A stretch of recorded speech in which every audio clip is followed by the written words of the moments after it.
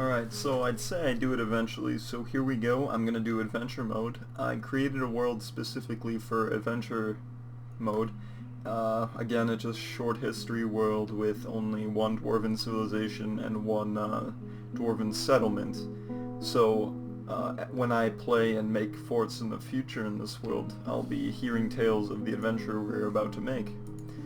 So, well, oops, I accidentally clicked fortress mode. So, as I was saying, this is probably like the second or third time I've ever played adventure mode, so I'm gonna be playing a demigod to make it as easy as possible. See, this is one of the adventures I made just to make sure my fortress had an exit. So we're gonna be playing a dwarf of Didak Ikir. We're gonna be a demigod because that gives you the most points to distribute among your stats. We're gonna be, let's do superior strength, high toughness, high endurance. Oh, and this is the one thing I don't like about adventure mode so far, is that there's no music, so I might have to cover it up with something in the background when I edit this. High toughness, high endurance, above average willpower, high linguistic ability, above average social awareness, and then we have another 15 points. Let's see what we want to do here. Let's do above average memory and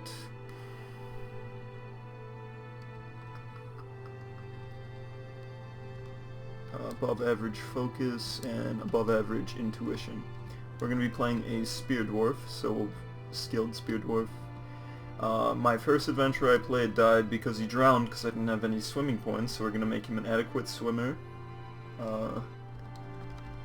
Competent, or skilled shield user I should say, adequate armor user. We're going to make him a skilled, or no, proficient thrower. And if we're playing a demigod, I think we should definitely be able to read, so we'll make ourselves an adequate reader. Gotta put some points into fighter, just because fighter, the difference between picking one of these, like, skilled in a weapon means he'll be good with that weapon, but without anything in fighter he's kind of useless. Fighter is kind of just like general all-around ability to do combat. We'll also put some points into dodger, even though we're going to be mostly using our shield. And some into striker, just in case we need to bash something with our shield. We're gonna be a boy. Male dwarf, I should say. And then we want to be locally important, because that'll start us kinda in a more significant place.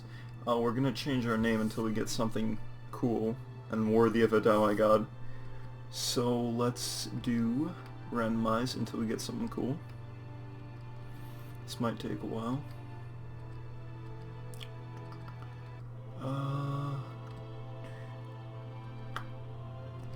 I'm not getting anything good. Okay, Leacoat Bronze Thrones is actually pretty cool. Leacoat? Lickit? I think I like Leacoat. Sure. We'll just call him Lee for short. We don't want to be a peasant though, we want to be, well, I mean, we want to be locally important, but I don't think it'll give us the option to not be a peasant. And then we also have to make sure we have a decent god that we worship, so I'm just scrolling through what gods we have here. I was in Legends Viewer, and we don't have any non-dwarven gods. We only have, sometimes you can get weird animals. Like, I remember I was doing, Legends Viewer, and I found that we had a god, one of my civilizations long ago had a, dwarf, like a god, a giant earthworm god that was the god of wealth, which was like, that's not okay. Let's be an, oh well, we don't want to be a peasant. See, this is the thing, because here in the background right here there's locally important and peasant, and we want to be locally important, and then we also want it to match with a decent god so we can get some potential bonuses later on. From what I understand, you can get like blessings and stuff. Okay, so this should be pretty good. we're locally important, and then we worship the goddess of fate, so that's fun. So let's go ahead and start this off. As Lee.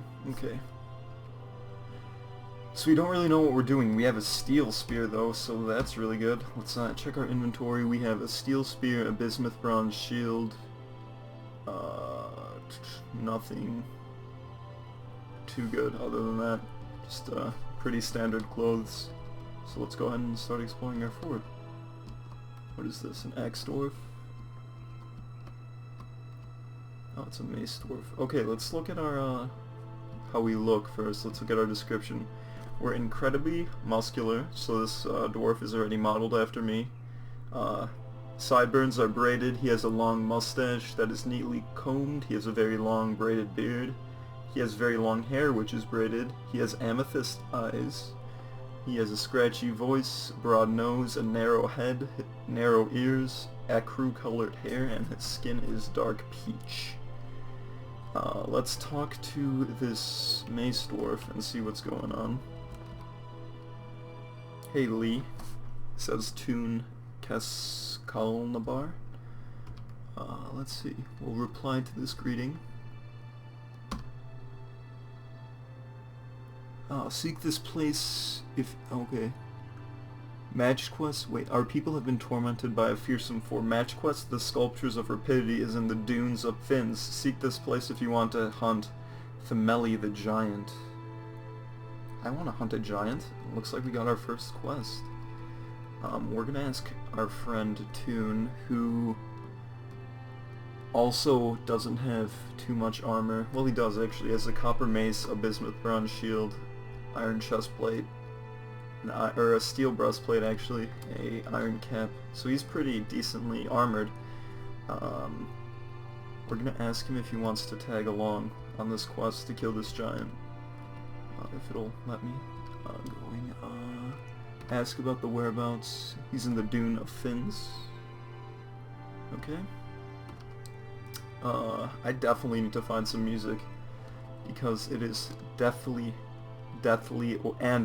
quiet actually. It's very unsettling, because at least in Fortress mode there's that one guitar, like instrumental music that plays.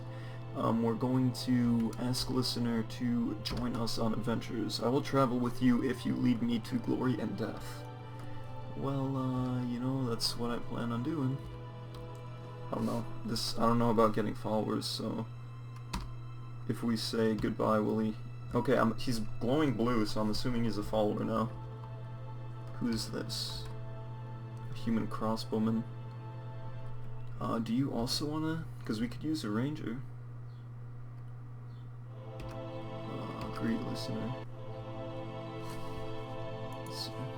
Just double checking that this is recording. Do you want to follow us?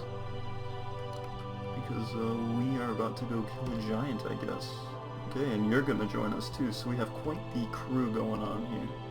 Got a human crossbowman, a dwarven spearman, and a dwarven maceman. Mace dwarf, I guess, is what you would call it. I'm just exploring to see if there's anything we can take, if we have any potential armor in here. There's a fucking forgery room, I guess. Like a mess forge room, I should say. But nothing too good that we can take yet. So let's go upstairs. Let's continue. Oh, okay. So there's some loot now. Oh, yeah. Okay, let's see what you got here. Troll leather shoe. You got a bunch of leather armor here, so that's not too bad. Let's keep going. Okay, so we're gonna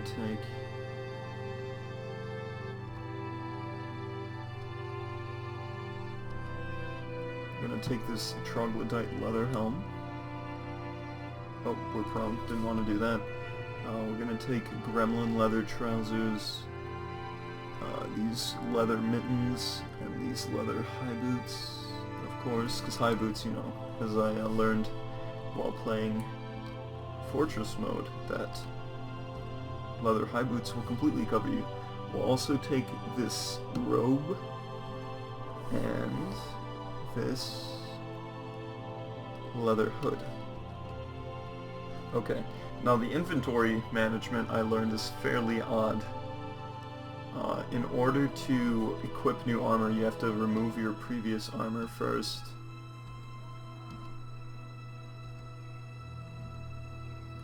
Right? I think that's how it works. Actually, no. We just gotta equip, it looks like. Well, actually, W for wear. So we're gonna wear naked mole rat stuff, this leather robe, and this leather hood. So let's look in our inventory again. We just got some stuff. Right? Socks. What the heck? Hold on. Let's remove all this stuff that we're no longer... What is going on?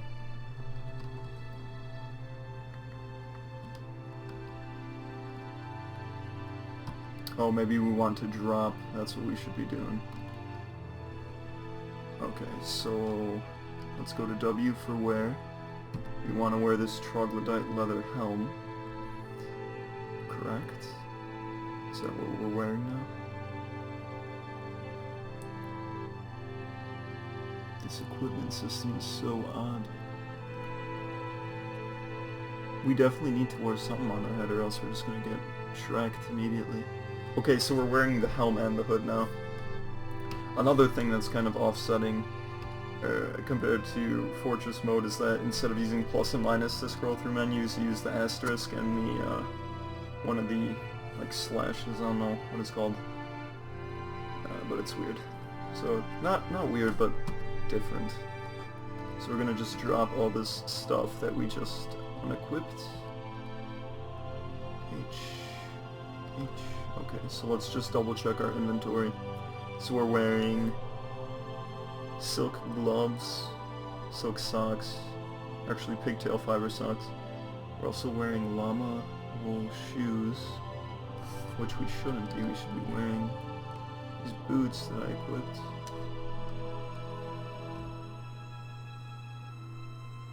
It's because they're in the backpack. They're not in our inventory. Okay, so we're gonna have to drop our shoes.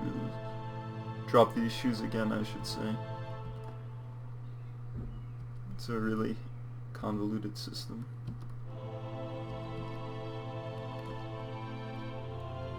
Wait, actually, I think we have to...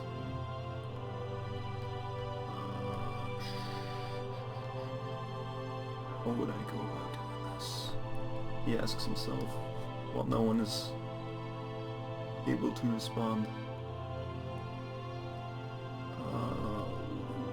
Is it like an unequip? Oh, there's R for remove, so we gotta remove the shoes. That's what we gotta do. And now we can drop the shoes. And I'm becoming the dwarves I hate that just leave their clothes everywhere in the fort.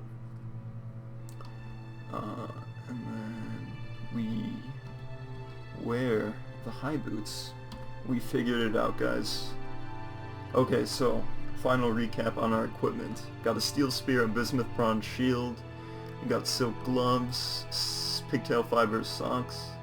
Got a leather water skin, a leather robe, a leather backpack, leather trousers, leather mittens, leather helm, a leather hood, and leather high boots. So it seems like we're pretty decently equipped for what we're about to do. Giants aren't too difficult to deal with, so I don't think we'll have a problem. And then what, of course, did I find here? Oh, just more leather stuff. Oh, we need a cloak. We'll take a cloak.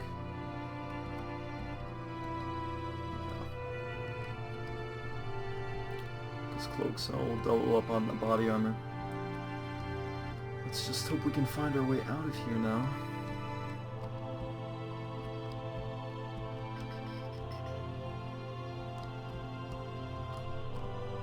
it said that we were a guard of this fort, so we should probably... There should be an option to just, like, know where everything is instantly. Yeah, it looks like everyone just has leather material lying around, so looks like we're ready. The best we can get at the moment. Oh, baby, here's what we needed to find. Okay, let's see what you got. I can't even see my character because of all the shit that's lying on the ground here. Gremlin leather shoes, so nothing too...